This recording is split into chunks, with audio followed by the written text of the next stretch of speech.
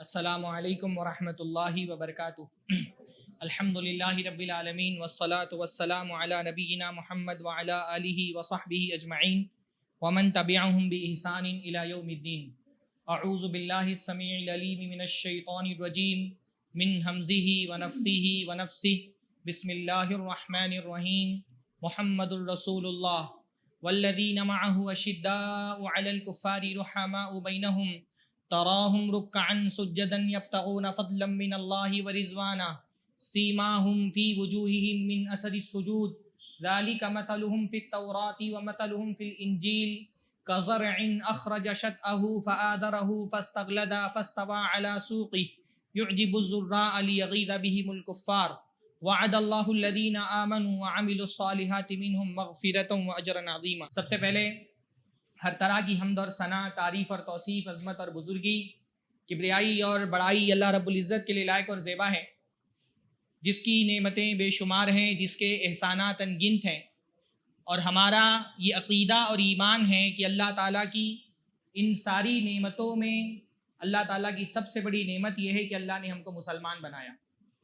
اللہ نے اس دین اسلام کی اتباع کی توفیق عطا فرمائی جس کی اتباع کے بغیر نہ دنیا میں کامیابی ممکن ہے، نہ آخرت میں نجات ممکن ہے۔ اس دنیا میں پیدا ہونے والے آخری انسان کی ہدایت بھی اسلام پر موقوف ہے۔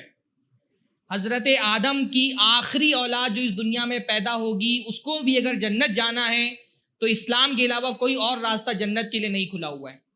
وَمَن يَبْتَغِي غَيْرَ الْإِسْلَامِ دِينًا فَلَن يُقْبَلَ مِنْهُ، جو اسلام کو چھوڑ کر کے کوئی اور دین اختیار کرے گا، اللہ اس کا دین قبول نہیں کرے گا۔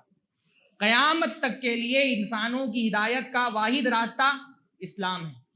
تو کیونکہ اسلام دنیا میں آنے والے تمام انسانوں کی ہدایت کا واحد راستہ ہے، اس لیے اللہ رب العالمین نے اللہ کے نبی محمد رسول اللہ صلی اللہ علیہ وسلم پر جب اس دین کی تکمیل فرمائی تو ایسے انتظامات کیے کہ یہ دین قیامت تک محفوظ رہے، یہ دین معتبر رہے، اس کے مصادر محفوظ رہیں، یہ دین جو اللہ کے نبی صلی اللہ علیہ وسلم پر وحی کی شکل میں نازل ہوا ہے وہ وحی قیامت تک محفوظ رہے۔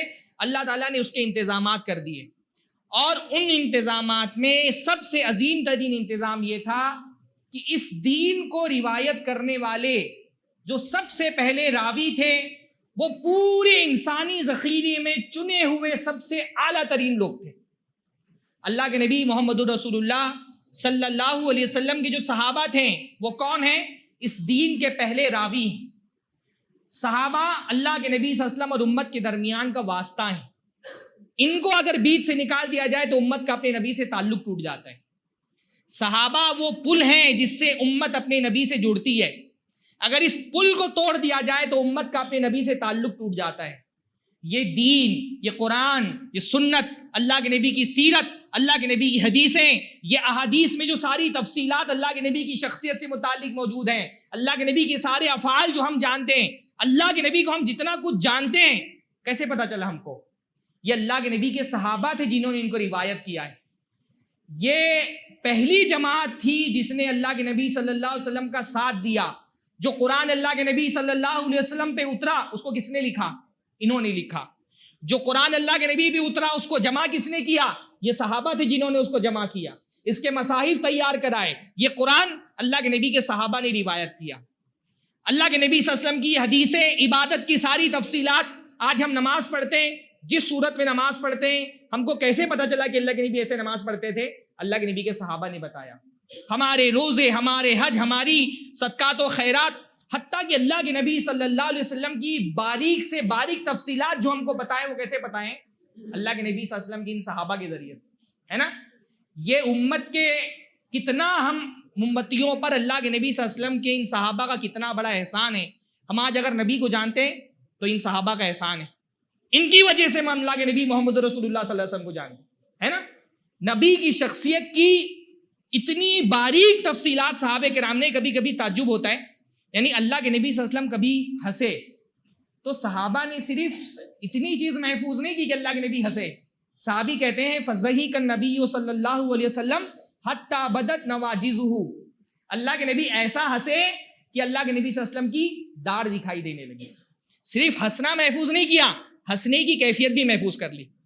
اللہ کے نبی نے کبھی ہاتھ اٹھایا تو صحابہ نے صرف اتنا محفوظ نہیں کیا کہ اللہ کے نبی نے ہاتھ اٹھایا، صحابی کہتے ہیں فرفع یدیہ حتی یری بیاض ابطیہ، اللہ کے نبی نے ہاتھ اٹھایا یہاں تک کہ اللہ کے نبی کی بغل کی سفیدی دکھنے لگی۔ میں بھی جلدی ایک موضوع کی تیاری کر رہا تھا تو میں نے ایک مضمون پڑھا ایک عربی ویب سائٹ پر، صفات و نعل نبی صلی اللہ علیہ وسلم، اللہ کے نبی صلی اللہ علیہ وسلم کی جوتیوں کی صفات۔ اس میں تقریباً 7-8 آثار صحابہ کرام کے مروی ہیں کہ اللہ کے نبی کی جوتی کیسی تھی۔ اللہ کے نبی کی جوتی میں 2 بیلٹ تھے، اللہ کے نبی کی جوتی ایسی تھی، اور اللہ کے نبی جوتی ایسے پہنتے تھے، اللہ کے نبی بال ایسے بناتے تھے، اللہ کے نبی کپڑے ایسے پہنتے تھے، اللہ کے نبی کی بیت الخلاء کے آداب، بیوی کے ساتھ اللہ کے نبی صلی اللہ علیہ وسلم کا سلوک کیسا تھا، اللہ کے نبی صلی اللہ علیہ وسلم بوسہ کیسے لیتے تھے۔ یہ ساری تفصیلات جو سیرت کی موجود ہے وہ کیوں ہیں؟ ہم اپنے نبی کو پہچانتے ہیں، ان صحابہ کا احسان ہے۔ ہم قرآن پڑھتے ہیں، ان صحابہ کا احسان ہے۔ یہ صحابہ اس دین کے پہلے راوی ہیں، ان کی عدالت پر دین کی عدالت ٹکی ہوئی ہے۔ یہ عادل ہے اس لیے یہ دین معتبر ہے، یہ قابل اعتبار ہے اس لیے یہ دین قابل اعتبار ہے۔ اگر ان کے اعتبار پہ سوالیہ نشان لگا دیا جائے تو وہ پورا کا پورا دین سوال کے گھیرے میں آ جاتا ہے جو انہوں نے روایت کیا ہے نا۔ اگر یہ صحابہ معتبر نہیں، یہ عادل نہیں، یہ سچے نہیں، یہ اللہ کے نبی کے بعد مرتد ہو گئے تھے، یہ اللہ کے نبی صلی اللہ علیہ وسلم پر جھوٹ باندھتے تھے، تو پھر وہ قرآن کیسے معتبر ہو سکتا ہے جو انہی کے ذریعے ہم تک پہنچا؟ بھائی قرآن اللہ کے نبی کے زمانے میں لکھا گیا، پر جمع کب ہوا؟ حضرت ابوبکر کے زمانے میں جمع ہوا۔ اس کے مصاحف کب تیار ہوئے؟ حضرت عثمان نے تیار کیے۔ آج جو مصحف ہم پڑھتے ہیں وہ مصحف کون سا مصحف ہے؟ اس کو نام ہی ہم کہتے ہیں مصحف عثمانی، حضرت عثمان کا تیار کیا ہوا مصحف۔ اگر یہ صحابہ ابو بکر، عمر، حضرت عثمان، حضرت علی، یہ سارے جو معتبر صحابہ کی جماعت ہے، اگر ان کے اعتبار پر سوالیہ نشان لگا دیا جائے تو پھر تو یہ قرآن بھی معتبر نہیں جو انہوں نے روایت کیا، یہ حدیثیں بھی معتبر نہیں جو ان سے ہو کر کے ہم تک پہنچی ہیں، وہ ساری سیرت کی تفصیلات، پھر تو امت نہ قرآن کو جانتی نہ نبی کو جانتی۔ تو یہ صحابہ اس دین کے پہلے راوی ہیں، لہٰذا اللہ تعالیٰ نے یہ انتظام کیا کہ یہ جو دین روایت کرنے والا پہلا طبقہ ہوگا جو اس دین کو محفوظ کرے گا وہ دنیا کے اعلیٰ ترین لوگ ہوں گے۔ اللہ کی طرف سے یہ انتظام ہو گیا۔ یہ صحابہ، پہلی بات ہے آج کی خطاب کی، صحابہ اتفاق نہیں ہے، انتخاب ہیں۔ یہ اتفاق نہیں تھا کہ کچھ لوگ اللہ کے نبی کے زمانے میں اتفاق سے پیدا ہو گئے اور اتفاق سے اللہ کے نبی صلی اللہ علیہ وسلم ان کے زمانے میں مبعوث ہو گئے اور اتفاق سے وہ ایمان بھی لے آئے اور اتفاق سے جہاد کی اور اتفاق سے صحابی بن گئے۔ نہیں، اللہ نے پورے انسانی ذخیرے میں چن چن کر کے جو سب سے اعلیٰ کردار، سب سے پاکیزہ سیرت، سب سے نیک دل لوگ تھے، ان کو چن کر کے اللہ کے نبی کا ساتھی بنایا ہے۔ یہ اللہ کا انتخاب ہے۔ اللہ کے نبی صلی اللہ علیہ وسلم نے فرمایا ان اللہ اختارنی واختار لی اصحابی، اللہ نے مجھے چنا اور میرے لیے میرے صحابہ کو چنا۔ چنے ہوئے لوگ ہیں یہ اتفاق سے صحابی نہیں بنے۔ اس کی تشریح حضرت عبداللہ ابن مسعود کی ایک روایت میں ملتی ہے، وہ فرماتے ہیں ان اللہ نظر فی قلوب العباد، اللہ تعالیٰ نے بندوں کے دلوں کو دیکھا، فوجد قلب محمد خیر قلوب العباد، تو سارے انسانوں کے دلوں میں سب سے پیارا، سب سے پاکیزہ، سب سے اچھا دل اللہ کے نبی محمد رسول اللہ صلی اللہ علیہ وسلم کا تھا۔ فاصطفاہ لنفسہ وابتعثہ برسالتہ، تو اللہ کے نبی صلی اللہ علیہ وسلم کو اللہ تعالیٰ نے اپنے لیے چن لیا اور اپنا رسول بنا کر کے بھیج دیا۔ ثم نظر فی قلوب العباد بعد قلب محمد، اللہ کے نبی محمد رسول اللہ صلی اللہ علیہ وسلم کی دلوں کے بعد جب بندوں کے دلوں کو دیکھا، فوجد قلوب اصحاب محمد خیر قلوب العباد، تو سارے بندوں کے دلوں میں سب سے بہترین دل اللہ کے نبی محمد رسول اللہ صلی اللہ علیہ وسلم کے صحابہ کے تھے۔ فجعلهم وزراء نبیہ، تو ان کو اپنے نبی کا ساتھی بنا دیا۔ یقاتلون علی دینہ، جو اللہ تعالیٰ کے دین کے لیے قتال کرتے ہیں رسول اللہ کے ساتھ۔ فما رآہ المسلمون حسنا فهو عند اللہ حسنا، تو جو یہ مسلمان اچھا سمجھ لیں وہ اللہ کے بھی اچھا ہوتا ہے۔ اللہ نے چن کر کے سب سے اعلیٰ ترین لوگوں کو محمد رسول اللہ صلی اللہ علیہ وسلم کا صحابی بنایا ہے۔ یہ منتخب کیے ہوئے لوگ ہیں، یہ اللہ کا انتخاب ہے، یہ اتفاق نہیں ہے۔ اللہ تعالیٰ نے ان کو اپنے نبی کی زیارت اور ان پر ایمان لانے کے لیے چنا۔ دوسری بات، صحابی عبادت سے صحابی نہیں بنے، صحابی زیارت سے صحابی بنے۔ ہاں، صحابہ عبادت سے صحابی نہیں بنے، صحابہ زیارت سے صحابی بنے. کس کی زیارت؟ اللہ کے نبی محمد الرسول اللہ صلی اللہ علیہ وسلم کی زیارت ہے نا. صحابی کس کو کہتے ہیں؟ من لقی النبی صلی اللہ علیہ وسلم مؤمنا ومات علی الایمان، جس نے حالت ایمان میں اللہ کے نبی سے ملاقات کی ہو، اللہ کے نبی کی زیارت کی ہو اور ایمان کی حالت میں اس کی موت ہوئی ہو. بھائی یہ زیارت قسمت کی بات ہے، یہ زیارت قسمت کی بات ہے. یہ اللہ تعالیٰ نے جن کو منتخب کر لیا زیارت کے لیے، ان کو وہ مقام مل گیا. یہ مقام محنتوں سے حاصل نہیں کیا جا سکتا. وہ ایک لمحہ جس میں صحابہ نے اللہ کے نبی صلی اللہ علیہ وسلم کی زیارت کر لی، وہ ایک لمحہ ہماری زندگی بھر کی عبادتیں اس ایک لمحے کی برابری نہیں کر سکتی، ہے نا. آدمی زندگی بھر سجدے میں پڑا رہے، 60 سال سجدے میں پڑا رہے، اس ایک لمحے کی برابری نہیں کر سکتے اس کے 60 سال کے سجدے جس ایک لمحے میں اللہ کے نبی صلی اللہ علیہ وسلم کے کسی صحابی نے پیارے نبی کو دیکھا تھا. ہم عبادتوں سے وہ مقام نہیں حاصل کر سکتے. یہ اللہ کی سعادت تھی، جن کو مل گئی ان کو مل گئی.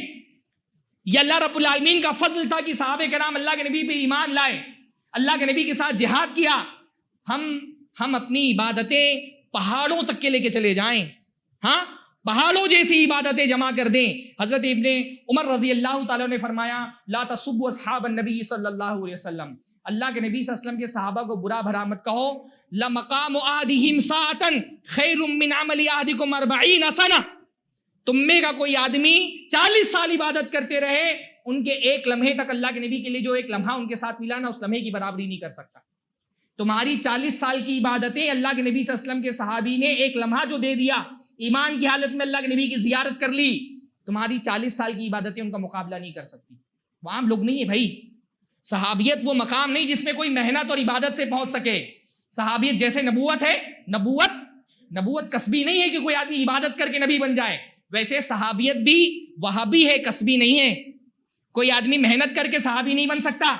علم، تقوی، دینداری کے کسی مقام کو پہنچ جائے، صحابی کے قریب تر بھی نہیں پہنچ سکتا. قریب تر برابر ہونا تو بہت دور کی بات ہے. سلف نے لکھا ہے کہ اس کے قریب بھی نہیں ہو سکتا، برابر ہو جانا تو بہت دور کی بات ہے. بھائی آپ کیا کر لیں گے؟ آپ نمازیں پڑھیں گے، آپ روزے رکھیں گے، آپ آسمان میں اڑیں، آپ پانی پر چلیں. وہ آنکھیں لا سکتے ہیں جنہوں نے اللہ کے نبی صلی اللہ علیہ وسلم کی زیارت کی تھی؟ ہاں نہیں لا سکتے. وہ ہاتھ لا سکتے ہیں جنہوں نے اللہ کے نبی صلی اللہ علیہ وسلم کے ہاتھ پر بیعت کیے تھے، جنہوں نے اللہ کے نبی صلی اللہ علیہ وسلم سے مصافحہ کیا تھا. وہ ہاتھ جنہوں نے اللہ کے نبی صلی اللہ علیہ وسلم کو ٹچ کیا تھا، وہ سینہ جنہوں نے اللہ کے نبی صلی اللہ علیہ وسلم کے سینے سے معانقہ کیا تھا، لا سکتے ہیں؟ ہاں. وہ زبان جنہوں نے اللہ کے نبی سے گفتگو کی تھی، نہیں لا سکتے. اس لیے عام امتی کتنا بھی بڑا ہو جائے، کسی ادنا سے ادنا صحابی کے صحابہ میں مراتب ہیں، اس لیے میں بول رہا ہوں کسی ادنا ترین صحابہ کے برابر بھی نہیں ہو سکتا عام امتی، قریب تر بھی نہیں ہو سکتا. اس لیے جب بعض لوگوں سے، سلف میں بعض لوگوں سے پوچھا گیا کہ حضرت امیر معاویہ افضل ہیں یا عمر ابن عبدالعزیز افضل ہیں، غالباً احمد ابن حنبل سے پوچھا گیا، کئی علماء سے یہ بات مروی ہے، پوچھا گیا کہ عمر ابن عبدالعزیز افضل ہیں یا امیر معاویہ رضی اللہ تعالیٰ عنہ افضل ہیں، تو انہوں نے فرمایا معاویہ نے اللہ کے نبی صلی اللہ علیہ وسلم کے ساتھ جو جہاد کیا، ان کے گھوڑے کی ناک میں جانے والی دھول بھی عمر ابن عبدالعزیز سے افضل ہے. اس پر امت کا اتفاق ہے کہ کوئی امتی اللہ کے نبی صلی اللہ علیہ وسلم کے صحابی کے مقام کو نہیں پہنچ سکتا. کہا اللہ کے نبی صلی اللہ علیہ وسلم کے جہاد میں جو گھوڑا لے کر کے گئے، اس گھوڑے کی ناک میں جو دھول لگی وہ بھی عمر ابن عبدالعزیز سے افضل ہے. معاویہ کا تو حضرت عمر ابن عبدالعزیز سے کوئی تقابل بھی نہیں بنتا. یہ بات یاد رکھیں کہ یہ صحابیت کا شرف صحابہ کو محنت سے نہیں ملا، بلکہ اللہ تعالیٰ نے اس مقام کے لیے ان کو منتخب کر لیا. کوئی ان کے برابر نہیں ہو سکتا، کوئی ان کی برابری نہیں کر سکتا. وہ زیارت سے صحابی نہیں بنے تھے، وہ عبادت سے. بھائی میں اللہ کے نبی صلی اللہ علیہ وسلم کے صحابہ کی فضیلت میں کوئی قرآن کی آیت نہیں سناتا، آج کوئی حدیث اللہ کے نبی صلی اللہ علیہ وسلم کی نہیں بیان کرتا. صرف اتنی بات کیا صحابہ کی عظمت کو سمجھنے کے لیے کافی نہیں ہے کہ صحابہ وہ ہیں جن کے استاذ اللہ کے نبی محمد رسول اللہ صلی اللہ علیہ وسلم تھے؟ اس سے آگے بھی کوئی بات ہے؟ ہاں بھائی کچھ نہیں پتا ہم کو اللہ کے نبی کے صحابہ کے بارے میں. اتنا تو پتا ہے نا کہ یہ کس کے شاگرد ہیں؟ اللہ کے نبی محمد رسول اللہ صلی اللہ علیہ وسلم کے شاگرد. اللہ کے نبی دنیا میں استاذ بن کے آئے. صحیح بخاری کی روایت، اللہ کے نبی نے فرمایا انما بعثت معلما، میں دنیا میں معلم بنا کر کے بھیجا گیا ہوں. اور یہ معلم تو جو تھا اس کا پہلا شاگرد، اس کے شاگردوں کا پہلا طبقہ کون ہے؟ اللہ کے نبی صلی اللہ علیہ وسلم کے صحابہ. ہاں اللہ کے نبی صلی اللہ علیہ وسلم کے صحابہ اللہ کے نبی صلی اللہ علیہ وسلم کے شاگرد ہیں. بھائی شاگرد کا مقام استاذ کے مقام کے حساب سے ہی طے ہوتا ہے نا. استاذ جتنا بڑا شاگرد اتنا بڑا. دنیا میں کہ اللہ کے نبی سے بھی بہتر استاذ کوئی پیدا ہوا؟ ہاں, اللہ کے نبی سے بڑا استاذ دنیا میں کوئی پیدا ہوا؟ ہاں, یہ صحابہ کون تھے؟ جو اللہ کے نبی صلی اللہ علیہ وسلم کے شاگرد تھے. جب استاذ ایسا ہے تو شاگرد کیسے ہوں گے؟ بھائی دنیا میں ہمیشہ یہی ہوتا ہے نا, استاذ جتنا بڑا شاگرد اتنے عظیم. علامہ ابن القیم رحمہ اللہ کتنا بڑا نام ہے اسلامی تاریخ میں. ابن القیم کا نام کتنا بڑا ہے. ہاں, اسلامی فنون پر کتنی کتابیں ہیں ان کی, کتنا بڑا عظیم اور نام ہے. ان کی کتابیں پڑھے آدمی کی عقل دنگ ہو کر کے رہ جاتی ہے. ہاں, پر ابن القیم کی بھی جب تعریف کی جاتی ہے, ان کا تعارف پیش کیا جاتا ہے, ان کو انٹروڈیوس کیا جاتا ہے, تو کیا کہا جاتا ہے کہ یہ ابن تیمیہ کے شاگرد رشید ہے. ابن تیمیہ کا مقام اتنا بلند ہے اس امت کے اندر نا, کہ ابن القیم جیسی شخصیت کی بھی جب تعریف بیان کرنی ہوتی ہے, ان کے مقام کو بیان کرنا ہوتا ہے, تو لازماً یہ بات کہی جاتی ہے ابن تیمیہ شیخ الاسلام ابن تیمیہ کے شاگرد رشید. حالانکہ خود ابن القیم کو شیخ الاسلام کہا گیا ہے, پر شیخ الاسلام ابن تیمیہ کا مقام اتنا بلند ہے کہ ابن القیم کی تعریف میں بھی جب یہ کہا جاتا ہے کہ ابن تیمیہ کے شاگرد ہیں, تو ابن القیم کے تعارف میں بھی 4 چاند لگ جاتے ہیں. علامہ احسان علی ظہیر کا نام کتنا بلند ہے, پر علامہ احسان علی ظہیر کی بھی جب تعریف ہوتی تو کہا جاتا ہے شیخ الالبانی کے شاگرد. استاذ کے مرتبے سے شاگرد کا مرتبہ طے ہوتا ہے. صحابہ وہ ہیں جن کے استاد اللہ کے نبی محمد رسول اللہ صلی اللہ علیہ وسلم. ہاں, اللہ کے نبی صلی اللہ علیہ وسلم کے صحابہ نے عقیدہ جو سیکھا کہاں سے سیکھا؟ اللہ کے نبی محمد رسول اللہ صلی اللہ علیہ وسلم سے سیکھا. قرآن کہاں سے سیکھا؟ اللہ کے نبی محمد رسول اللہ صلی اللہ علیہ وسلم سے سیکھا. صحابی کہتے ہیں تعلمنا الایمان ثم تعلمنا القرآن فازددنا ایمانا. ہم نے اللہ کے نبی سے پہلے ایمان سیکھا, پھر قرآن سیکھا. جب ایمان سیکھنے کے بعد قرآن سیکھا تو ہمارے ایمان میں اور اضافہ ہو گیا. اور قرآن بھی کیسے سیکھا اللہ کے نبی کے صحابہ نے؟ صحابی کہتے ہیں ہم 10 آیتیں اللہ کے نبی کے پاس لے جاتے, اس کو پڑھتے, اس میں جو بھی ایمان و عمل کی باتیں ہوتی سب سیکھ لیتے, پھر 10 آیتیں اور پڑھتے, پھر 10 آیتیں اور پڑھتے. ایسے ہم نے اللہ کے نبی سے پورا قرآن سنا. ہاں, اب بتائیے کیا قرآن کے فہم کے معاملے میں امت کے کسی فرد کا معاملہ صحابہ سے بہتر ہو سکتا ہے؟ آج کا کوئی شخص قرآن کا ایک فہم ہم کو نکال کے دے رہا ہے, اور وہ فہم اگر صحابہ کے فہم سے ٹکرا رہے ہیں تو ہم کس کے فہم کے لینے کے پابند ہیں؟ صحابہ سے بہتر کوئی قرآن سمجھ سکتا ہے؟ ہاں, صحابہ سے بہتر کوئی اسی کا عقیدہ ہو سکتا ہے؟ بھائی صحابہ وہ لوگ جن کی بھائی قرآن, جب ہم کہتے ہیں قرآن کا شان نزول, تو شان نزول کیا ہوتا ہے؟ صحابہ کے معاملات, ان کے معاملات میں قرآن مجید نازل ہوتا تھا. ان سے بہتر کون قرآن سمجھ سکتا ہے؟ ہاں, یہ وہ لوگ ہیں جن کی دعاؤں کے جواب میں قرآن مجید نازل ہوتا تھا. ایک عورت اللہ کے نبی کے پاس آئی, خولہ بنت ثعلبہ, کہ اللہ کے نبی میرے شوہر نے میرے ساتھ زہار کر لیا ہے. زہار ایک طلاق کا ایک طریقہ ہوتا تھا, جیسے آج کے زمانے میں 3 طلاق دی جاتی نا, عورت ہمیشہ آرام ہو جاتی, ویسے زمانے جاہلیت میں زہار ہوتا تھا. شوہر کہتا تھا اپنی بیوی سے جیسے میرے ماں کی پیٹھ حرام ہے ویسے تو بھی میرے لیے حرام ہے. ایسی صورت میں عورت زندگی بھر کے لیے حرام ہو جاتی تھی. وہ بوڑھی ہو چکی تھی, آئی اللہ کے نبی کے پاس, کہ اللہ کے نبی میں بوڑھی ہو چکی ہے, آدمی میری جوانی کھا گیا اور اب میرے ساتھ زہار کر لیا, کیا کروں میں؟ جو احکام تھے ابھی زہار کا حکم منسوخ نہیں ہوا تھا. اللہ نے فرمایا زہار کر دیا, زہار ہو گیا, حرام ہو گئی تم اپنے شوہر کے لیے. اللہ کے نبی سے بحث کی اور اس کے بعد جا کے اللہ رب العالمین سے دعا کی. واللہ کیا مقام ہے. ہاں, اس مقام کو پہنچ سکتا. ان کی دعا کے جواب میں قرآن مجید نازل ہوا. قد سمع اللہ قول التی تجادلک فی زوجہا وتشتکی الی اللہ. اللہ نے سن لیا اس عورت کی آواز کو جو آپ سے اپنے شوہر کے بارے میں تکرار کر رہی تھی اور اللہ سے اپنا غم بیان کر رہی تھی. ان کے برابر کوئی ہو سکتا ہے؟ ہاں, یہ بھائی یہ اللہ کے نبی سے سوال کرتے تھے, جواب آسمان سے اترتا تھا. یسألونک ماذا ینفقون, اللہ کے نبی آپ کے صحابہ سوال کر رہے ہیں کیا خرچ کرنا ہے؟ قل العفو, کہیے کہ جو زائد چیزیں وہ خرچ کریں. یسألونک عن الہلہ, یہ آپ سے چاند کے بارے میں سوال کر رہے ہیں, جواب دے دیجئے. یسألونک عن المحیض, یہ آپ سے حیض کے بارے میں سوال کرنے آئے, جواب دیجئے. یہ اللہ کے نبی سے فتویٰ پوچھتے تھے, اللہ آسمان سے فتوے نازل کرتا تھا. یستفتونک قل اللہ یفتیکم, یہ آپ سے فتویٰ پوچھتے ہیں, کہہ دو اللہ فتویٰ دیتا ہے. ان کے برابر کون ہو سکتا؟ امت کا کوئی طبقہ ان کے برابر ہو سکتا ہے؟ ہمارے یہاں ایک گمراہ فکر ہے, وہ کہتی ہے نحن رجال وہم رجال, ہم بھی انسان ہیں وہ بھی انسان تھے. بھائی کس نے صحابہ کی انسانیت کی نفی کی کہ آپ کو ثابت کرنا پڑ رہا ہے کہ صحابہ انسان تھے؟ بعض مرتبہ جو حضرت علی نے کہا نا خوارج کے بارے میں, کلمۃ حق نریدا بها الباطل, بات سچی ہوتی ہے لیکن سچی بات کہہ کر کے انسان کی مراد بری ہوتی ہے. دو جملے آپ یاد رکھیں, جو بھی آدمی یہ دو جملے بولے نا, آپ سمجھ جائیے کہ بات سچی کر رہا ہے لیکن یہ کچھ غلط ثابت کرنا چاہتا ہے. ایک صحابہ بھی انسان تھے اور ایک محدثین بھی انسان تھے, ہے نا. دو جملے ایسے ہیں جو بات اپنے آپ میں سچی ہے پر اس سچائی کے پیچھے انٹینشن برا ہوتا ہے. صحابہ انسان تھے, آپ کس کے لیے ثابت کر رہے ہیں صحابہ انسان تھے؟ کیا اہل سنت والجماعت صحابہ کی بشریت کی نفی کرتے ہیں؟ آپ کیوں ثابت کرنا چاہتے ہیں صحابہ انسان تھے؟ اصل میں صحابہ کو انسان بول کر کے وہ یہ چاہتے ہیں کہ ان کو لٹکا دیا جائے اور ان پر تانوں کی تیر برسائے جائے. صحابہ انسان تھے پر صحابہ عام انسان نہیں تھے. محدثین انسان تھے, ہم نے کب کہا محدث انسان نہیں تھے؟ پر محدثین کو انسان ثابت کر کے اصل میں اس پورے حدیثی ذخیرے کو مشکوک کرنا چاہتے جو ان محدثین نے محفوظ کیے. اس لیے یہ جملہ بہت خطرناک ہوتا ہے کہ محدثین بھی انسان تھے اور صحابہ بھی انسان تھے. بھائی صحابہ انسان تھے پر صحابہ عام انسان نہیں تھے. یہ وہ لوگ تھے جن کو اللہ کے نبی صلی اللہ علیہ وسلم نے جن کی تربیت کی تھی. یہ اللہ کے نبی صلی اللہ علیہ وسلم کے ساتھی تھے. ان کی یہ تو اللہ کے نبی صلی اللہ علیہ وسلم کو دیا گیا معجزہ ہے صحابہ. اللہ کے نبی صلی اللہ علیہ وسلم کی نبوت کی اگر کوئی دلیل نہیں ہوتی, صرف صحابہ کا کردار اللہ کے نبی صلی اللہ علیہ وسلم کی نبوت کو ثابت کرنے کے لیے کافی. مولانا محمد حنیف ندوی متکلم اسلام ہماری جماعت کے بڑے عالم ہیں, بزرگوں میں سے, وفات پا گئے. انہوں نے بڑی پیاری بات لکھی ہے, غالباً خلافت و ملوکیت کی تقریض میں وہ بات.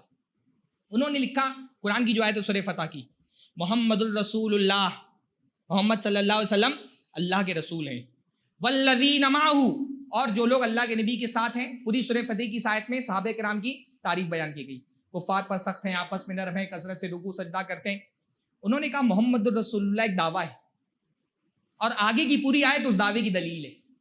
محمد اللہ کے رسول ہیں, آپ کی رسالت کا ثبوت چاہیے, نبی کریم صلی اللہ علیہ وسلم کے صحابہ کی سیرت پڑھ لو. اتنے پاکیزہ کردار اور اتنی اعلیٰ زندگی والے وہی لوگ ہو سکتے ہیں جن کی تربیت کسی نبی نے کی ہو. بغیر رسول کی تربیت کے ایسی پاکیزہ سیرتیں وجود ہی نہیں پا سکتی ہیں. صحابہ اللہ کے نبی صلی اللہ علیہ وسلم کو دیا گیا معجزہ ہے. اس لیے جو لوگ صحابہ پہ تان کرتے ہیں وہ اصل پہ صحابہ پہ تان نہیں کرتے, ان کا اصل نشانہ ہے اللہ کے نبی کی شخصیت. امام مالک رحمہ اللہ نے فرمایا انما ارادوا قدح النبی, اصل مقصد تو یہ تھا ان زنادقہ کا, اسلام دشمنوں کا, کہ اللہ کے نبی صلی اللہ علیہ وسلم پر سیدھا تان کریں. فلم یمکنہم ذالک, لیکن یہ ان سے ممکن نہیں ہوا. کیسے اللہ کے نبی کے بارے میں کچھ بولیں گے, مسلمان زندہ نہیں چھوڑیں گے. فیریدون قدح اصحاب رسول اللہ صلی اللہ علیہ وسلم, تو انہوں نے کیا کیا, اللہ کے نبی صلی اللہ علیہ وسلم کے صحابہ پر تان کرنا شروع کیا. کیوں؟ تاکہ کہا جائے رجل سو لو کان رجل صالحا لکان اصحابہ صالحین.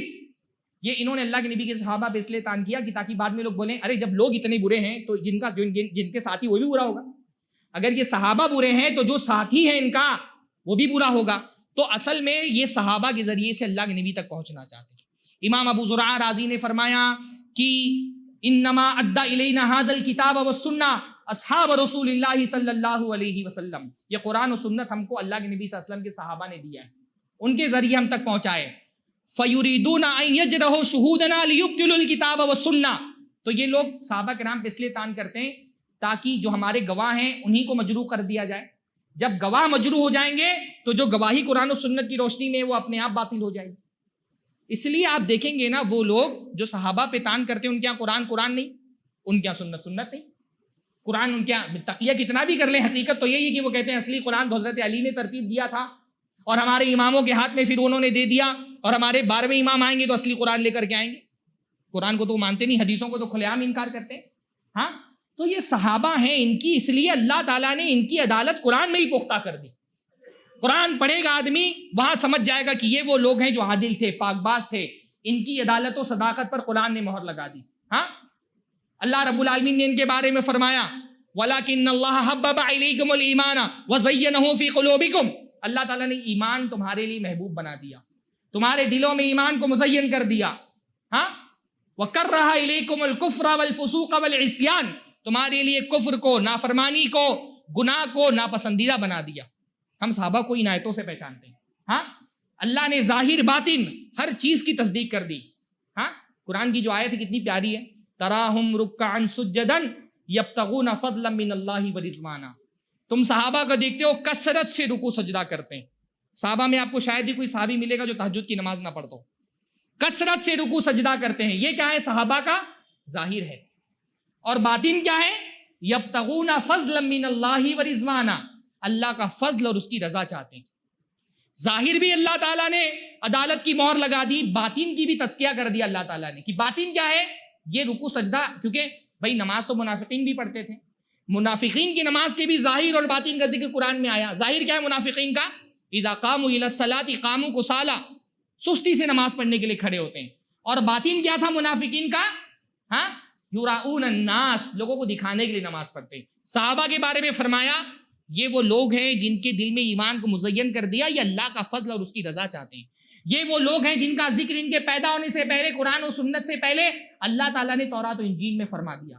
یہ وہ لوگ ہیں یوجب الزراء، جیسے کوئی کسان اپنا چھوٹا سا پودا بو دے اور وہ پودا تناور درخت بن جائے تو خوش ہوتا ہے کسان دیکھ کر کے. اللہ کے نبی اپنے صحابہ سے خوش ہوتے تھے، خوش تھے اللہ کے نبی. اللہ کے نبی دنیا میں اس حالت میں گئے کہ اللہ کے نبی صلی اللہ علیہ وسلم صحابہ سے مطمئن تھے. بالکل زندگی کے آخری وقت میں اللہ کے نبی صلی اللہ علیہ وسلم نے پردہ ہٹا کر کے دیکھا، صحابہ کرام نماز پڑھ رہے تھے. اللہ کے نبی مسکرائے، اللہ کے نبی مسکرائے کہ یہ جو چھوٹا سا پودا میں نے مکہ میں بویا تھا آج وہ ایک تناور درخت بن چکا ہے. اللہ تعالیٰ نے ان کے ایمان کو معیار قرار دیا. فَإِنْ آمَنُوا بِمِثْلِ مَا آمَنْتُمْ بِهِ فَقَدْ اهْتَدَوْا. یہود سے کہا جیسا میرے نبی کے صحابہ ایمان لائے ویسا ایمان لاؤ گے تو ہدایت پر ہو. منافقین سے کہا گیا آمنوا کما آمن الناس، جیسا یہ صحابہ ایمان لائے ویسا ایمان لاؤ. اللہ کے نبی نے فرمایا امت 73 فرقوں میں بٹے گی، ہدایت پر کون ہوگا؟ ما انا علیہ، جس پر میں ہوں. بات اتنی بھی تو بری ہو سکتی تھی نا. ہاں، اللہ کے نبی صرف بول دیتے جس پر میں ہوں، بات پوری ہو سکتی تھی نا. پر اللہ کے نبی نے صرف یہ نہیں کہا جس پر میں ہوں، جس پر میں ہوں اور میرے صحابہ ہیں. صحابہ کو ہدایت کا معیار بنا دیا. اختلاف کے موقع پہ صحابہ کی اتباع کرنے کا حکم دیا.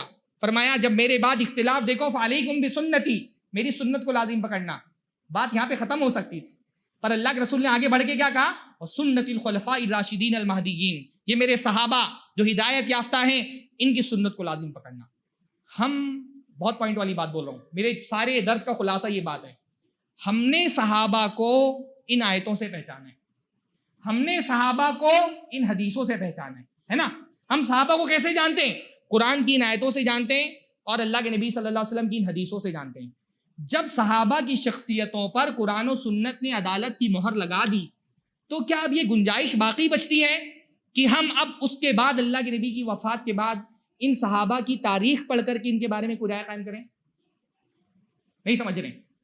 جب قرآن و سنت نے ان کو عدالت، امانت، صداقت، سچائی کا سرٹیفکیٹ دے دیا، اب کیا اس کے بعد اس بات کی کوئی گنجائش بچی کہ نہیں ابھی ہمارے لیے اتنا کافی نہیں قرآن و سنت کی آیتیں، ابھی ہم تاریخ کی کتاب اٹھائیں گے، ہم تبری دیکھیں گے، ہم ابن کثیر دیکھیں گے، ہم ساری کتابیں اٹھا کر کے جمل اور صفین کے واقعات پڑھیں گے، حضرت علی حضرت معاویہ کے درمیان کیا ہوا پوری تفصیلات پڑھنے کے بعد تب کوئی فیصلہ لیں گے کہ یہ سچے تھے یا برے تھے. اس کی گنجائش بچتی ہے؟ بھائی جب اللہ اس کے رسول نے کہہ دیا اللہ کے رسول کے صحابہ سچے ہیں، صادق ہیں، امانت دار ہیں، جن کو اللہ رب العالمین نے اپنی رضا کی سند دے دی، رضی اللہ عنہم ورضوا عنہ، اب اس کے بعد ہمارے پاس اپنی رائے رکھنے کی کوئی گنجائش بچی ہی نہیں. ہاں، اب اس بات کی کوئی ضرورت نہیں بچی کہ ان کے بارے میں کوئی فیصلہ لینے کے لیے ہم کو تاریخ کی کتابوں کو جا کے کھنگالنا ہے. اس لیے اصولی بات یاد رکھیں، صحابہ کے بارے میں رائے نہیں، ایمان. صحابہ کے بارے میں ہم کوئی رائے رکھنے کے مجاز نہیں ہے کہ ہم تاریخ کی کتاب پڑھ کر کے صحابہ کے بارے میں کوئی رائے قائم کریں گے. ہم صحابہ کی عدالت و صداقت پر ایمان رکھتے ہیں، گنجائش ہی نہیں بچی. اس لیے ہمارے علماء نے اصولی بات بتا دی ہر جگہ پر کہ بھائی قرآن و سنت نے ان کو اپنی رضا کی سند دے دی، ان کی عدالت و صداقت پر مہر لگا دی گئی. اب ہم ان کے بارے میں سوائے ذکر خیر کے اور کچھ نہیں کرتے. بھائی یہ انسان تھے، انسان ہونے کی تو ہم نفی نہیں کرتے، انسان تھے، فطری تقاضوں کے تحت ان میں اختلاف بھی ہوا، اکثر اختلاف ختم ہو گیا، کم اختلاف ہوا اکثر اور ختم بھی ہو گیا، کبھی کبھی اختلاف بڑھا بھی، بڑھنے کے بعد جنگوں کی بھی نوبت آئی، جنگیں ہوئی، صحابہ قتل بھی ہوئے، ساری چیزیں ہوئی، وہ تاریخ کا ایک حصہ ہے. ہمارے علماء کیا کہتے ہیں؟ ان کے پیچھے ہی مت پڑھو، چھوڑ دو اس کو. عام آدمی کو کیا ضروری ہے بھائی جمل اور صفین کے واقعات پڑھنا؟ ہاں، کیا قیامت کے دن ہم سے سوال ہونے والا ہے کہ بتاؤ جمل اور صفین میں کون حق پر تھا؟ کیا یہ ہمارے ایمان اور عقیدے کا مسئلہ ہے کہ ہم کو بتانا ہے حضرت علی حضرت معاویہ میں حق پر کون تھا؟ کیا ہم سے قبر کے بارے میں یہ سوال کیا جانے والا ہے قبر میں کہ حضرت علی حضرت معاویہ کے درمیان تم نے موقف کیوں نہیں اختیار کیا کوئی؟ یہ دیکھ رہا ہوں میں بعض لوگوں کو، بعض فتنہ پروروں کی وجہ سے، لڑکا ہے ابھی اس کو استنجا کرنے صحیح سے نہیں آتا، واللہ بتا رہا ہوں میں، ابھی غسل کے آداب نہیں پتا، ابھی پوچھو علامہ باعث بینی و بینا کا ترجمہ کر کے سناؤ، نہیں سنا سکے گا، ابھی اس سے پوچھو التحیات للہ والصلوات کا معنی پتا ہے، نہیں بتا سکے گا، آ کر کے بیٹھے گا شیخ وہ پوچھنے کا ہے امیر معاویہ نے ایسا کیوں کیا، ہاں جمل میں کیا ہوا، صفین میں کیا ہوا، یہ حدیث 28881 کا مطلب کیا ہے؟ ابھی اس کو استنجا کرنا نہیں آتا، وہ صحابہ جیسی جماعت کے بارے میں تبصرے کر رہے ہیں، صحابہ جیسی جماعت کے بارے میں، امت پہ اتنا بری حالت، یہ بھائی اتنے، یہ مقام اتنا نازک مقام ہے، بڑے بڑے علماء کے قلم تھرا جاتے ہیں، جمل و صفین اللہ کے نبی صلی اللہ علیہ وسلم کی جو جنگیں ہوئی صحابہ کی، اتنا خطرناک مقام ہے۔ حضرت احمد ابن حنبل کے بارے میں آتا ہے، جب وہ صحیح بخاری کی حدیث آتی تھی کہ عمار کو ایک باغی گروہ قتل کرے گا، خاموش ہو جاتے تھے، وہ ان سے بحث ہی نہیں کرتے تھے، بحث ہی نہیں کرتے تھے۔ ہمارے علماء نے باقاعدہ لکھا کہ جب مشاجرات والی حدیثیں سنائی جاتی تھی اپنے کانوں میں انگلیاں ڈال لیتے تھے محدثین، کیوں پڑھ رہے ہیں مشاجرات کی تفصیلات، جمل اور صفین کی تفصیلات میں کیوں جانا ہے؟ صحابہ کی جو اختلافات ہوئے ان کو پڑھ کر کے ہم کو کیا مل جائے گا؟ کیا اللہ تعالیٰ ہم سے قیامت کے دن اس کے بارے میں سوال کرنے والا ہے؟ یا اللہ تعالیٰ نے ہم کو مجبور کیا ہے کہ ہم کو کوئی نہ کوئی موقف اختیار کرنا ہے؟ ہمارے موقف اختیار کرنے سے صحابہ کو کیا فرق پڑنے والا ہے بھائی؟ ہاں صحابہ کو کیا فرق پڑنے والا ہے؟ جن کو اللہ رب العالمین نے، جن کا مقام قرآن و سنت نے بلند کر دیا، تاریخ ان کا مقام نہیں گرا سکتی، جن کا مقام قرآن و سنت نے بلند کر دیا، تاریخ ان کے مقام کو نہیں گرا سکتی، جن کے نام قرآن و سنت نے روشن کر دیے، تاریخ پڑھ کر کے ان کے ناموں پہ آپ کلنک نہیں لگا سکتے۔ آپ صحابہ کو برا کہیں گے، صحابہ کی عظمت کے علاوہ اور کسی چیز میں اضافہ نہیں ہوگا۔ اس لیے بعض سلف نے کہا کہ صحابہ کرام صحابہ پر اللہ کا ایک احسان یہ بھی ہے کہ جب وہ وفات پا گئے تو ان کی نیکیوں کا سلسلہ بند ہو گیا، تو اللہ نے کچھ لوگوں کو پیدا کر دیا جو صحابہ کو برا بھلا کہتے ہیں، تاکہ ان کی برائی کی وجہ سے ان کا مقام بلند ہوتا رہے۔ میں تو سوچتا ہوں جب اس قول کو پڑھتا ہوں کہ حضرت امیر معاویہ کا مقام اللہ کا کتنا بلند ہو رہا ہوگا۔ ہاں گلی کا چھوکرا اردو عبارت صحیح سے نہیں پڑھنے آتی، عربی عبارت دینا تو دور کی بات ہے، اب اس کو تبری اٹھا کر کے دے دو تو ایک راوی کا نام نہیں صحیح سے پڑھ سکے گا۔ ہاں عربی کتابوں میں جو تاریخ ہوتی ہے، ہمارے یہاں تاریخ کا مطلب لوگ نہیں سمجھتے، اردو میں تاریخ کیسی ہوتی ہے؟ ہم نے پڑھا بال بھارتی میں یا دوسری تاریخ کی کتابیں، واقعات تفصیل سے لکھ دیے گئے۔ یہ جو عربی زبان میں جو اللہ کے نبی صلی اللہ علیہ وسلم کے صحابہ کی تاریخ لکھی گئی ہے، تبری خاص طور پہ، یہ کیسی کتابیں ہوتی ہیں؟ جیسے حدیث میں سند ہوتی ہے نا، ویسے تاریخ کی کتابوں میں سند ہوتی ہے۔ اور امام تبری نے یہ نہیں کہا کہ بھائی میں امام بخاری کی طرح صرف تاریخ کی صحیح روایتوں کو جمع کر رہا ہوں، انہوں نے کہا محدث جو مورخ ہوتا ہے اس کا کیا کام ہوتا ہے؟ تاریخ کے حوالے سے جو بھی روایتیں مجھے ملی ہیں میں نے اس کتاب میں جمع کر دی اور اس کی سند بیان کر دی ہے۔ پڑھنے والی کی ذمہ داری کی سند چیک کرو کہ کہیں کوئی پرابلم ہے کہ نہیں پرابلم ہے۔ محدث کا اپنا اصول ہے من اسندا فقط بریا، جس نے سند بیان کر دی وہ بری ہو گیا۔ اب پڑھنے والی کی ذمہ داری کی سند چیک کرے۔ یہ جو آج کل کے چھوکرے حضرت امیر معاویہ پر گفتگو کر رہے ہیں، کیا ان میں سے کوئی ایک آدمی سند کی تحقیق کرنا تو دور کی بات ہے، سند صحیح سے پڑھ نہیں سکتا ہے؟ وہ ایک سند صحیح سے نہیں پڑھ سکتا، اور بات کر رہا ہے امیر معاویہ کے بارے میں، بات کر رہے جمل کے بارے میں، بات کر رہے صفین کے بارے میں، حضرت زبیر کے بارے میں، طلحہ کے بارے میں، ہاں حضرت سعد بن ابی وقاص کے بارے میں۔ یہ وہ عظیم شخصیتیں جن کو اللہ رب العالمین نے جنت کی بشارتیں دنیا میں دی، ان کے بارے میں گفتگو کر رہے ہیں۔ کیا ضرورت ہے اس کی؟ جب ہم نے قرآن و سنت میں صحابہ کا مرتبہ طے کر لیا قرآن و سنت نے، اب تاریخ پڑھ کر کے ان کا مرتبہ نہیں گرنے والا۔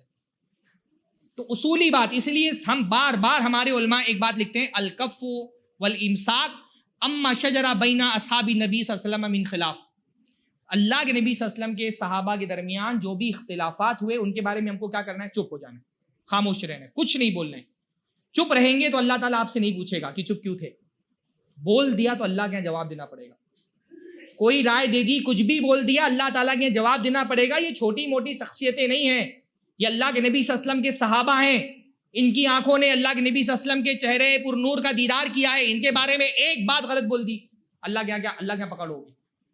ہاں اچھا ٹھیک، ہم یہ موضوع ہم اس لیے لے لیتے ہیں نا، اختلافات والے موضوع، صحابہ کے اختلافات، ہم بعض مرتبہ مجبوری میں بات کرنا پڑتا ہے ہم کو، کیونکہ لوگ غلط تصویر اختلافات کی پیش کر رہے ہوتے ہیں۔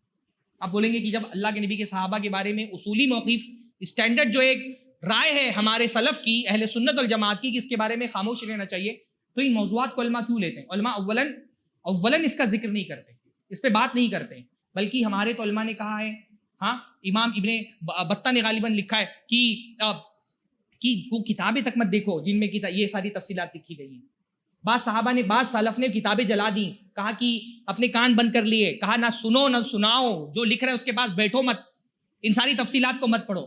پر کبھی کبھی کیا ہوتا ہے کہ غلط لوگ جب ایک غلط بیانی کر رہے ہوتے ہیں تو ایک صحیح صورتحال بتانا ہماری مجبوری ہو جاتی ہے نا۔ اس وقت صورتحال یہ بن گئی کہ صحابہ کے اختلافات کی غلط تصویر پیش کی جا رہی ہے، تو اس لیے علماء کی مجبوری ہو جاتی ہے کہ جو صحیح صورتحال ہے وہ کم سے کم آپ لوگوں کے سامنے رکھ دی جائے۔ بھئی ہم نے کہا صحابہ میں اختلاف ہوا، صحابہ کو ہم معصوم نہیں مانتے، اصولی بات یہ بھی ہے۔ جیسے شیعہ حضرات اپنے اماموں کے بارے میں کیا عقیدہ رکھتے ہیں کہ وہ معصوم ہیں، ہم صحابہ کے بارے میں یہ عقیدہ نہیں رکھتے کہ وہ معصوم ہیں۔ بھئی صحابہ معصوم نہیں، ان سے گناہ ہو سکتے ہیں، بلکہ گناہ ہوئے، صغیرہ گناہ بھی ہوئے، کبیرہ بھی گناہ ہوئے، بعض گناہ ایسے بھی صحابہ سے ہوئے جن کی سزا قتل تھی، ایسے بھی گناہ ہوئے صحابہ سے۔ ایک خاتون اللہ کے نبی کے پاس آئیں، اللہ کے نبی کی صحابیہ ہی تو ہیں، کہ اللہ کے نبی مجھ سے زنا سرزد ہو گیا، مجھ پر حد نافذ کریے، مجھے تغیر نہیں آ رسول اللہ کے رسول مجھے پاک کر دیجیے۔ اللہ کے رسول نے چہرہ پھیر لیا، کہا ارجعی واستغفر اللہ وتوبی، جاؤ توبہ کرو، استغفار کرو، اللہ معاف فرما دے گا۔ دوسری طرف چہرہ کیا، پھر آ کر کے اعتراف کر دی گناہ کا، کہہ رہی اللہ کے رسول مجھے پاک کر دیجیے۔ تیسری طرف چہرہ کر لیا، کہا جاؤ پاک کرے گا اللہ، توبہ کرے گا، معاف کر دے گا اللہ تعالیٰ۔ نہیں مانی، اصرار کرتی رہی۔ اللہ کے نبی نے کہا حاملہ ہو، بچہ پیدا ہو جائے تو آنا، بچے کو نہیں سزا دی جا سکتی۔ یہ بھی موقع تھا نا، بچہ پیدا ہونے کے بعد نہیں آتی تو کہ اللہ کے نبی تلاش کرواتے؟ ہاں بچہ پیدا ہو گیا، لے کر کے آئیں، کہ اللہ کے نبی اب پاک کر دیجئے، کہا جب بچہ کھانے لائق ہو جائے تو لے کے آنا، کھانے لائق ہو گیا تو ہاتھ میں روٹی دے کے لے کے آئیں ثبوت کے طور پہ۔ گناہ ہوا، اتنا بڑا گناہ ہوا جس کی سزا قتل ہے، لیکن توبہ بھی کیسی کی؟ اللہ کے نبی نے فرمایا لقد تابت توبتن، اس عورت نے ایسی توبہ کی ہے اگر اس کی توبہ مدینہ کے 70 لوگوں میں تقسیم کر دی جائے، 70 لوگوں کی مغفرت کے لیے کافی ہو جائے۔ گناہ ہوا پر ان کی نیکیاں اتنی عظیم ہے کہ اس کے مقابلے میں گناہ کی کوئی حیثیت نہیں رہ جاتی۔ ہاں بھئی حاتب ابن ابی بلتہ، اتنا بڑا گناہ ہوا فتح مکہ کے موقع پر، اللہ کے نبی صلی اللہ علیہ وسلم کا راز افشا کر دیا، خط لکھ دیا کہ اللہ کے نبی فوج لے کر آ رہے ہیں فتح مکہ میں، مکہ والوں کو خبردار کر دیا۔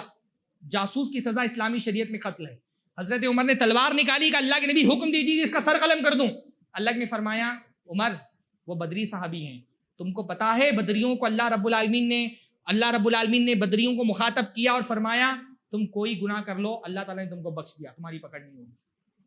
گناہ ان سے ہوئے پر ان کی نیکیاں اتنی عظیم ہے، اس کے مقابلے میں ان کے گناہ بہت چھوٹے ہیں، ان کی نیکیوں میں ان کے گناہ دب گئے۔ صحابہ میں اختلاف ہوا، بھائی پہلی بات صحابہ کے اختلاف کے بارے میں یاد رکھیں کہ صحابہ کا اختلاف کسی دنیاوی غرض کے لیے نہیں تھا، انہوں نے دنیا حاصل کر، دنیا طلبی ان کے دل میں نہیں تھی، کوئی ان میں سے دنیا کا طلبگار نہیں تھا، وہ دنیا سے بہت بے نیاز لوگ تھے۔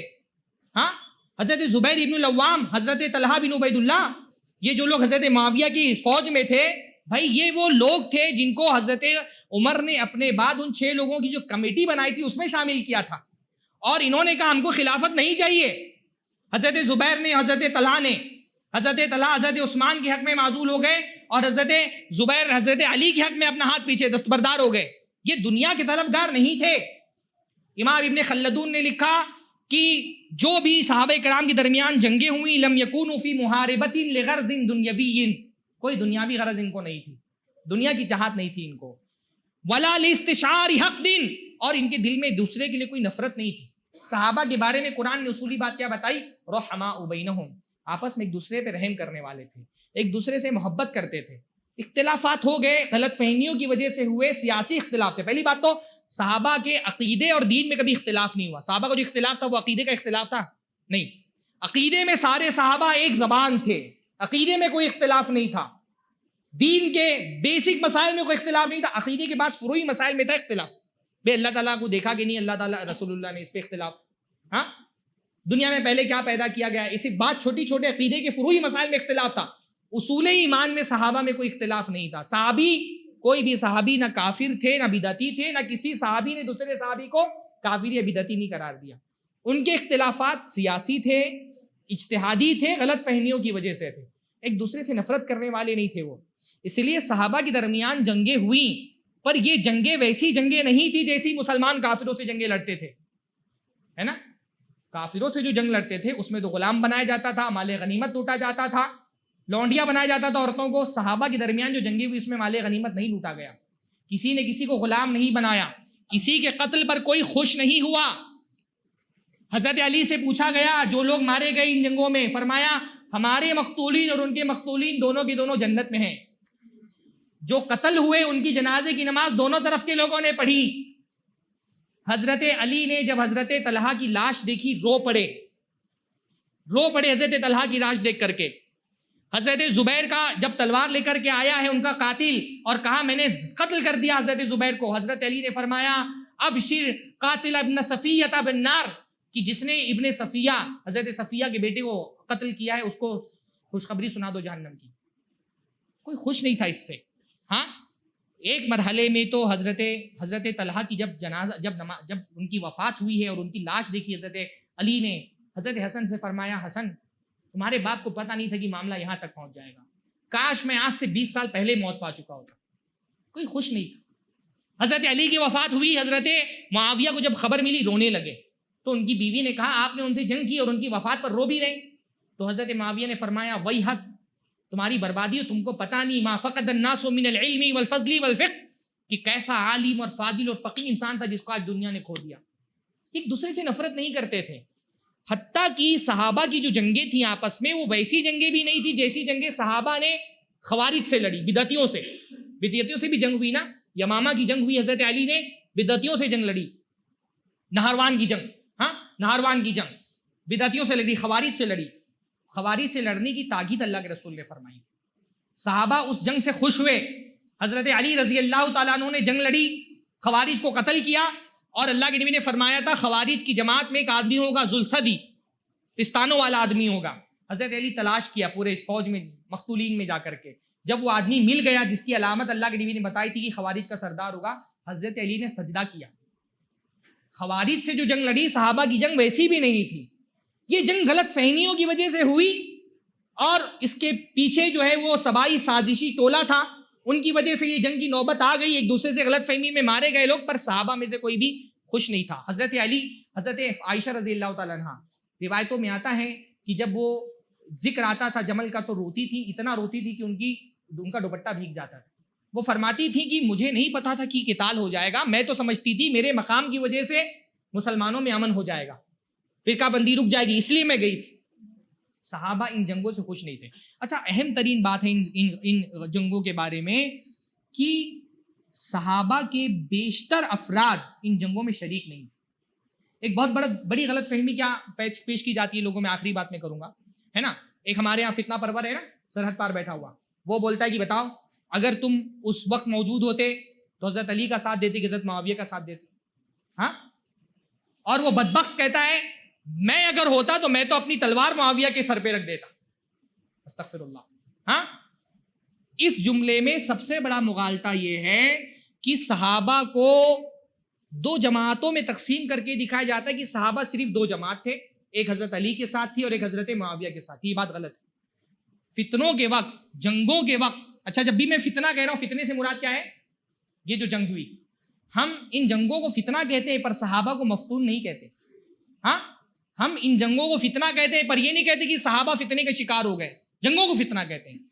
ان جنگوں کے وقت صحابہ دو نہیں تین جماعت میں شریک، تین جماعت میں بڑھ گئے تھے، تین گروہ میں بڑھ گئے تھے. اور یہی سب سے بڑا جھول ہے. صرف یہی دکھایا جاتا ہے دیکھو حضرت علی حضرت معاویہ ان دونوں کے درمیان جنگیں ہوئی، اور یہ ظاہر کیا جاتا ہے کہ دونوں طرف بڑی تعداد میں صحابہ تھے. حالانکہ صورتحال یہ ہے کہ صحابہ کرام دو نہیں تین جماعتوں میں شریک تھے. امام ابن تیمیہ رحمہ اللہ نے لکھا ہے وَمِن ذَلِكَ ان القتال فی الفتنة الکبریٰ، کہ ایک بات یہ بھی ان جنگوں کے بارے میں کہ جب اس فتنے کے وقت میں قتال شروع ہوا، کان الصحابۃ فیہا ثلاث فرق، صحابہ اس وقت تین جماعتوں میں بٹ گئے تھے. یہ مجموع الفتاوی میں جلد 20 صفحہ نمبر 394. صحابہ تین جماعتوں میں بٹ گئے تھے. فرقۃ قاتلت من ہذہ الناحیہ، ایک جماعت نے حضرت علی کا ساتھ دیا، ایک اس طرف سے لڑی. وفرقۃ قاتلت من ہذہ الناحیہ، دوسری جماعت نے حضرت معاویہ کا ساتھ دیا. وفرقۃ قعدت، اور صحابہ کی ایک تیسری جماعت تھی جو بیٹھ گئی جس نے کسی کا ساتھ نہیں دیا. اس کو تو گولی کر جاتے. یہ فتنہ پرور کیا کرتے ہیں؟ جو اصل طبقہ صحابہ کا تھا، جو حق کے سب سے زیادہ قریب تھا، بلکہ جو حق پر تھا، اس طبقے کا ذکر ہی نہیں کرتے. فرقتن کا عادت، ایک جماعت ایسی تھی جو بیٹھ گئی، جس نے کسی سے لڑائی نہیں کی. لا مع علی ولا معاویہ، نہ یہ معاویہ کے ساتھ تھے نہ علی کے ساتھ تھے. حضرت امام محمد ابن سیرین مشہور تابعی ہیں، ان کا ایک اثر امام ابو بکر الخلال نے سنہ میں نقل کیا. انہوں نے کہا حاجت الفتنہ واصحاب رسول اللہ عشرۃ آلاف. جب فتنہ رونما ہوا اور جنگیں ہوئی تو صحابہ 10,000 کی تعداد میں تھے. اصل صحابہ زندہ جو تھے کتنے تھے؟ 10,000 کی تعداد میں تھے. فما حضر فیہا 100، تو ان جنگوں میں 100 صحابہ بھی شریک نہیں ہوئے. بل لم یبلغوا 30، بلکہ جمل اور صفین ساری جنگوں کو ملا لو تو 30 صحابہ بھی ان جنگوں میں شریک نہیں ہوئے. باقی سارے صحابہ کون تھے؟ جنہوں نے کسی کا ساتھ نہیں دیا، خاموش ہو کر کے بیٹھ گئے. ہاں، اس لیے امام شعبی فرماتے ہیں لم یشہد الجمل من اصحاب النبی صلی اللہ علیہ وسلم من المہاجرین والانصار. مہاجرین اور انصار میں جمل میں اللہ کے نبی صلی اللہ علیہ وسلم کے صرف 4 صحابہ شریک تھے، علی و عمار و طلحہ و زبیر. علی، عمار، طلحہ، زبیر. کہتے ہیں فَإِن جَاءُوا بِخَامِسٍ فَأَنَا كَذَّابٌ، اگر کوئی 5ویں کسی صحابی کی شرکت ثابت کر دے تو میں جھوٹا ہوں، تسلیم کر لوں گا کہ میں جھوٹا ہوں. صحابہ بڑی تعداد میں کون تھے جو ان جنگوں میں شریک ہی نہیں ہوئے؟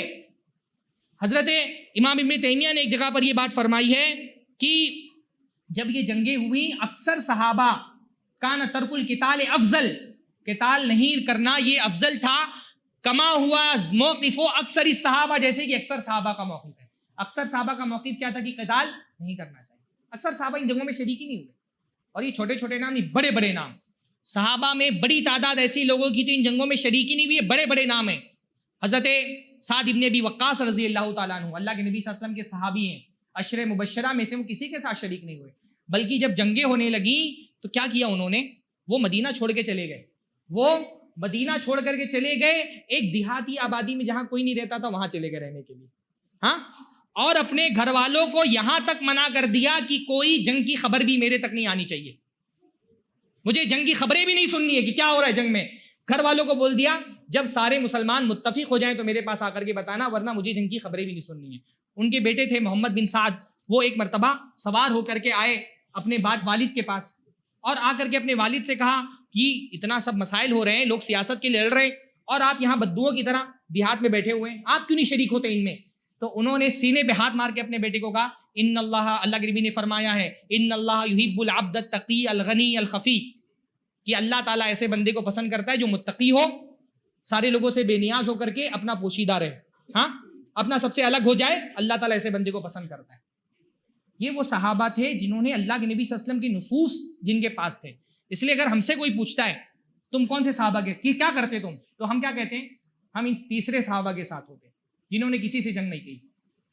صحابہ کے 3 گروہوں میں حق پر کون سا گروہ تھا؟ یہ تیسرا گروہ.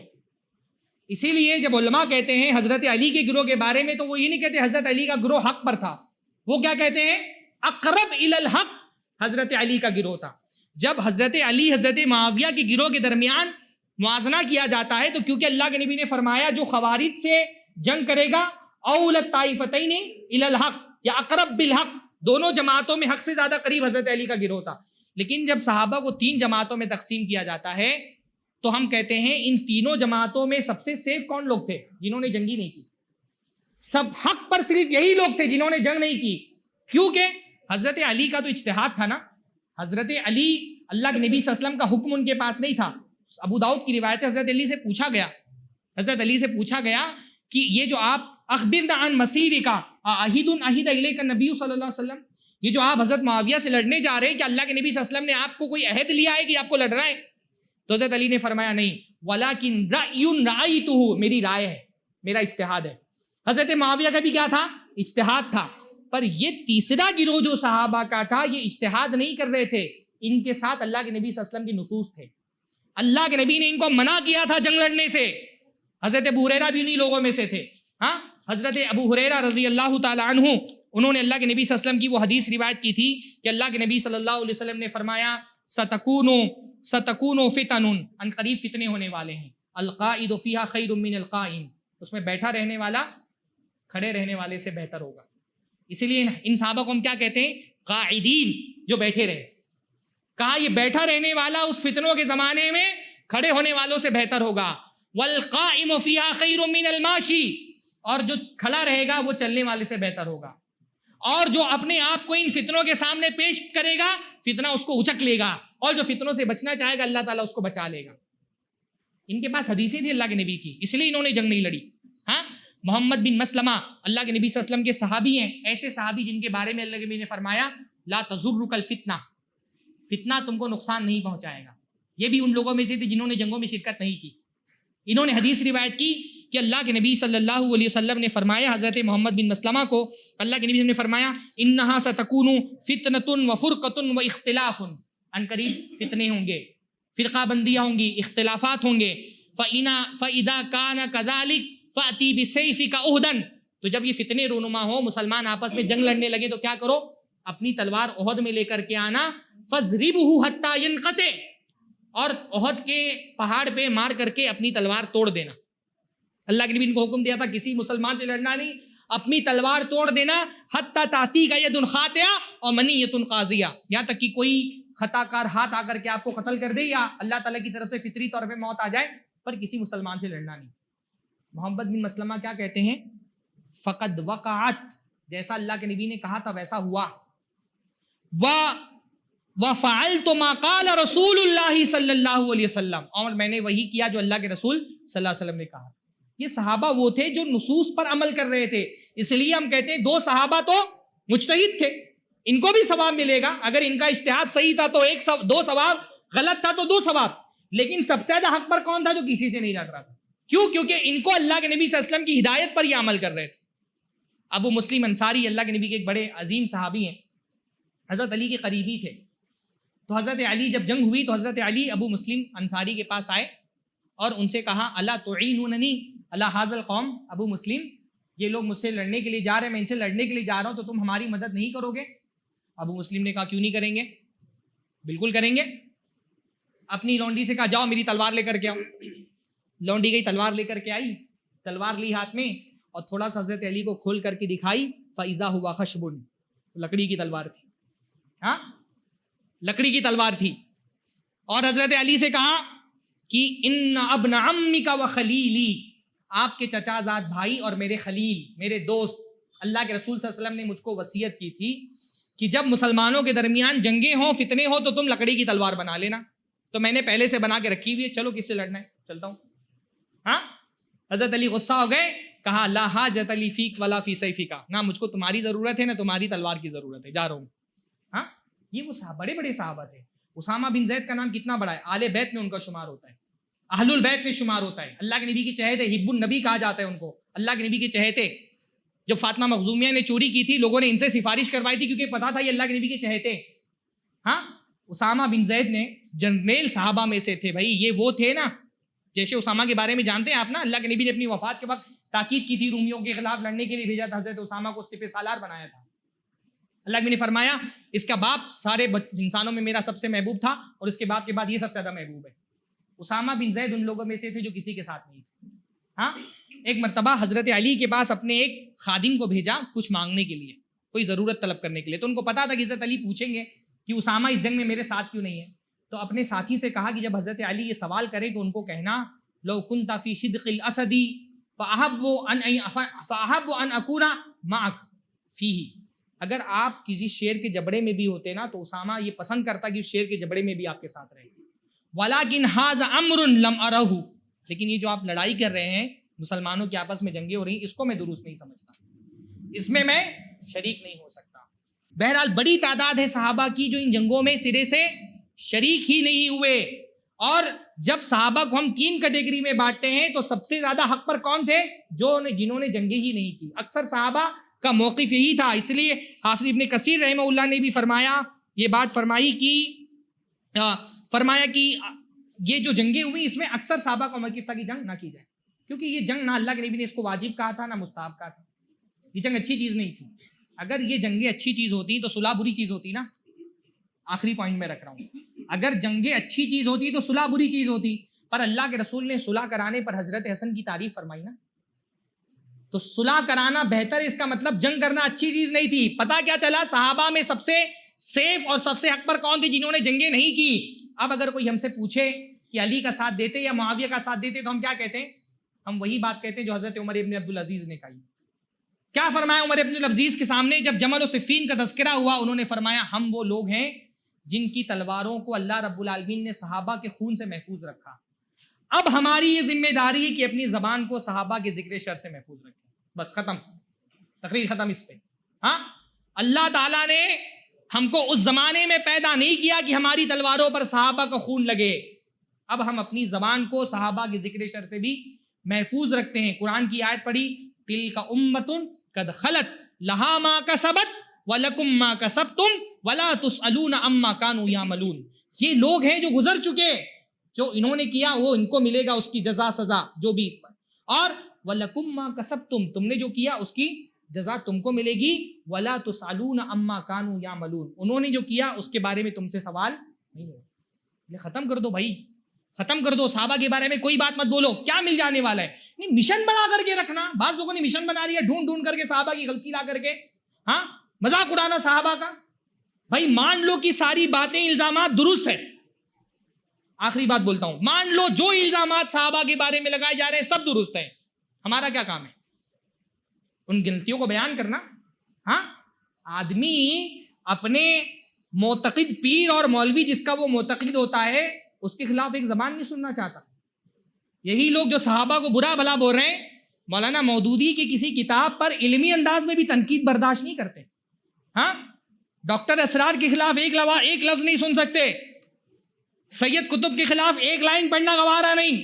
کیوں؟ ہم ان کے معتقد ہیں اور چاہتے صحابہ کو چار لوگوں کے بیچ میں رکھ دیا جائے اور یہ اپنے تانوں کا نشانہ صحابہ کو بنے. بھائی اگر ان سے غلطی بھی ہوئی تو ہمارا کام کیا ہے؟ اللہ نے فرمایا والذین جاؤوا من بعدہم یقولون ربنا اغفر لنا ولاخواننا الذین سبقونا بالایمان. بعد میں آنے والے کیا کرتے ہیں؟ وہ کہتے ہیں اللہ تعالیٰ ہماری بھی بخشش فرما دے. والذین سبقونا بالایمان، ایمان کے راستے میں جو ہم سے آگے گئے ان کی بھی بخشش فرما دے. تو ہم کو کل ملا کے اگر کوئی غلطی ہوئی بھی ہے صحابی سے، انشاءاللہ اللہ تعالیٰ نے معاف فرما دیا ہوگا. اکثر غلطیاں اجتہادی تھیں، اگر اجتہادی نہیں بھی ہو تو ان کی نیکیاں بہت زیادہ تھیں. اور کچھ بھی نہیں ہو تو ہمارا کام ان کے لیے استغفار کرنا ہے، ان کا مذاق اڑانا نہیں ہے، ان کی عزتوں کو داغدار کرنا نہیں، ان کی عدالت کو مشکوک قرار دینا. اس لیے ہم کیا کہتے ہیں؟ ربنا اغفر لنا ولاخواننا الذین سبقونا بالایمان. جو لوگ ان صحابہ کے بعد آئے وہ کہتے ہیں اللہ ہم کو بخش دے، ایمان کے راستے پر جو ہم سے پہلے صحابہ گزرے ان کو بخش دے. ولا تجعل فی قلوبنا غلا للذین آمنوا، اور ہمارے دل میں ایمان والوں کے لیے کوئی نفرت کا جذبہ نہیں رکھتے. اللہ سے دعا کریں اللہ تعالیٰ ہمارے دل کو صحابہ کی نفرتوں سے پاک کر دے گا کسی کے دل میں، ہے نا. اسی لیے ان مشاجرات کو نہیں اسی لیے پڑھا جاتا ہے کہ کمزور دل والا بندہ ہو سکتا ہے اس کو کسی بات پہ دل میں تھوڑی سی بھی کوئی بات آ جائے تو کیوں آنا چاہیے. ہاں، سارے صحابہ کے لیے مغفرت کی دعا کرنا، اللہ تعالیٰ سارے صحابہ کو بخش دے. وہ ایمان والے، وہ سب سے اعلیٰ ترین ایمان والے، ان کی ایمان کی گواہی اللہ تعالیٰ نے دی ہے. ہمارا کام ان کے لیے استغفار کرنا ہے، چن چن کر کے ان کی برائیاں بیان کرنا نہیں. خاص طور پہ ایسی صورت میں جب بہت کچھ جھوٹ صحابہ کے بارے میں کڑا گیا ہو اور جو سچائیاں بھی ہیں اس میں بہت کچھ جھوٹ ملا دیا گیا ہو. عام آدمی وہ بیٹھ کر کے ہمارے اپنے زمانے میں جو واقعات ہوتے ہیں ہم ان پہ تجزیہ کرتے، اتنے سارے ورژن ہوتے ہیں ہم کو پتہ نہیں چلتا حقیقت کیا ہے. آج سے 1400 سال پہلے کیا ہوا، کیسے ہم کو پتہ لگے کہ اس میں سچ کیا ہے جھوٹ کیا ہے؟ اللہ نے قرآن و سنت کو محفوظ کرنے کی ذمہ داری لی ہے نا، تاریخ محفوظ کرنے کی ذمہ داری تھوڑی لی. ہو سکتا ہے ان تاریخ کی بہت ساری تفصیلات پتہ ہی نہ ہو، روایت ہی نہ ہوئی ہو، وہ روایات سامنے ہوتی تو معاملہ کچھ کا کچھ ہوتا. تو ایسی باریکی میں لا کر کے اپنے ایمان اور آخرت کو کیوں رسک میں ڈالنا ہے بھائی؟ خاموش رہو. تو صحابہ سے جو بھی غلطی بھی ہوئی اللہ تعالیٰ ان کو معاف فرما دے. اللہ تعالیٰ ہم سب کی گناہوں کی بخشش فرمائے. صحابہ سے محبت کرنے والا اللہ بنائے، کیونکہ صحابہ کی محبت رسول اللہ کی محبت ہی ایمان کا حصہ ہے. اللہ نے فرمایا آیت الایمان حب الانصار، انصار سے محبت رکھنا ایمان کی علامت ہے اور انصار سے بغض رکھنا یہ نفاق کی علامت ہے. اللہ تعالیٰ ہمارے دلوں کو صحابہ کی محبت سے معمور فرما دے. صحابہ کی محبت وہ چیز ہے جس سے ہم اللہ رب العالمین کا تقرب حاصل کرتے ہیں. ہم اس کو عبادت سمجھتے ہیں، یہ نیکی سمجھتے ہیں. ہم اپنی دعاؤں کو وسیلہ لگا سکتے ہیں اپنی دعاؤں میں صحابہ سے محبت کا، کہ اللہ تعالیٰ ہم کو اس لیے بخش دے کیونکہ ہم تیرے نبی کے صحابہ سے محبت کرنے والے ہیں. اقول قولی ھذا واستغفر اللہ لی ولکم ولسائر المسلمین واستغفروہ انہ غفور رحیم. وآخر دعوانا الحمد للہ رب العالمین. والسلام علیکم ورحمۃ اللہ وبرکاتہ.